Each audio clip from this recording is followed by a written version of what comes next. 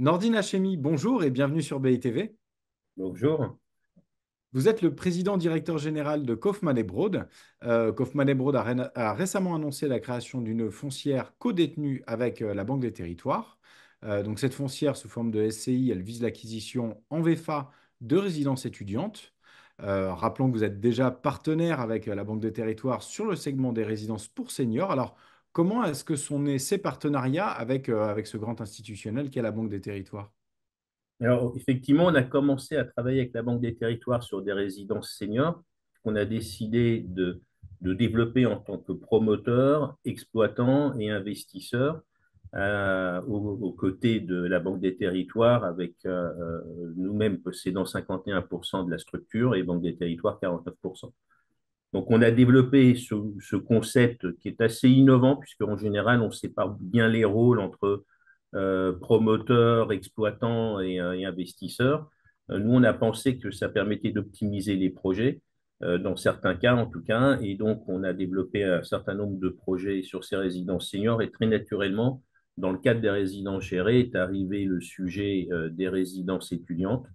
Et on a profité d'un nouveau projet que l'on va développer à Reims pour proposer à la Banque des Territoires de nous rejoindre déjà dans une structure qu'on avait créée qui possède actuellement deux résidences en exploitation.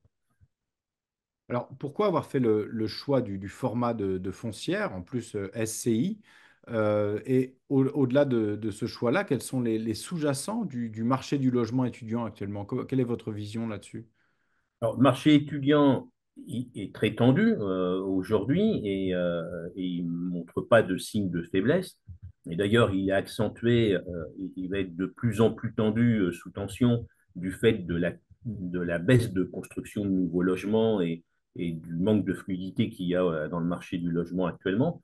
Et les premières victimes, ben, ce sont les étudiants qui arrivent sur le marché du logement, si on peut dire, et qui ne trouvent pas à se loger. Donc, ce sont les jeunes. Cette crise du logement, ce sont d'abord les jeunes qui sont impactés, qu'ils soient jeunes travailleurs, jeunes étudiants.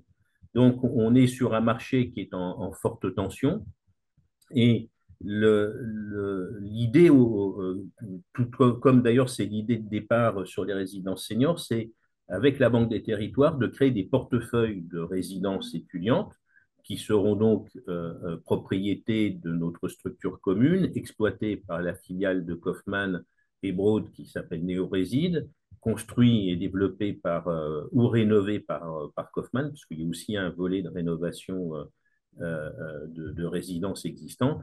Et donc, à partir de là, créer ce portefeuille, avoir un historique d'exploitation, de revenus, de loyers, et puis ensuite de ça, de faire tourner ces portefeuilles, en faisant l'hypothèse qu'on va attirer des investisseurs que l'on ne capte pas aujourd'hui, parce qu'aujourd'hui, quand on fait une résidence étudiante vendue en VFA, eh bien, on connaît pas les loyers encore, on les estime. Il peut y avoir des aléas sur les délais de construction, etc.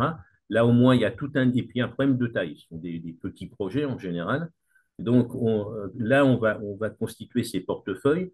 On les remettra sur le marché quand il y aura un historique d'exploitation de loyer qui sera complètement connu, une taille plus importante qui fait qu'on pense qu'on va attirer une catégorie d'investisseurs que l'on ne capte pas aujourd'hui sur nos projets et en créant ainsi plus de valeur. D'accord, c'est très clair. Du coup, il y a un objectif à terme donc de revente de cette foncière.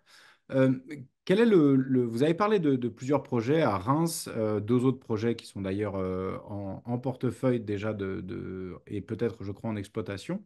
Quelle est la taille du portefeuille? Quel pipeline de projets en cours? Et puis, de manière plus générale, quelle est la stratégie d'implantation et la stratégie de développement de cette filiale?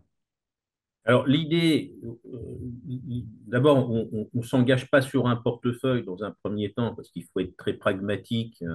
Et surtout, comme vous pouvez le voir, hein, on est dans un marché qui est assez chahuté, donc il faut saisir les opportunités quand elles se présentent. Alors, les opportunités, ça va être des projets qui vont avoir des emplacements très spécifiques. Alors, quand on est en Île-de-France, par exemple, là, on a une résidence, j'allais dire, pratiquement tout le territoire de l'Île-de-France est intéressant en termes de résidence étudiante du fait de, à partir du moment où on est proche des transports, du fait des difficultés pour trouver un logement tout court d'ailleurs en Île-de-France. Reims, on est sur un projet ou sur un site pour lequel nous sommes aménageurs. On va développer 80 000 mètres carrés et on implante notamment deux écoles, l'école supérieure d'art et de design de Reims, qui est une école de dimension européenne, ainsi que Neoma, une école de commerce très connue. Et bien sûr, donc, on a ces écoles, on va construire des logements, et sur ce site-là, on va construire une résidence étudiante d'environ 300 logements. Euh, et puis on en a une autre qui est un autre qui est un autre aspect de ce développement qui est dans l'hypercentre d'Amiens, où là c'est une résidence très ancienne qui nécessite une rénovation thermique et environnementale assez importante.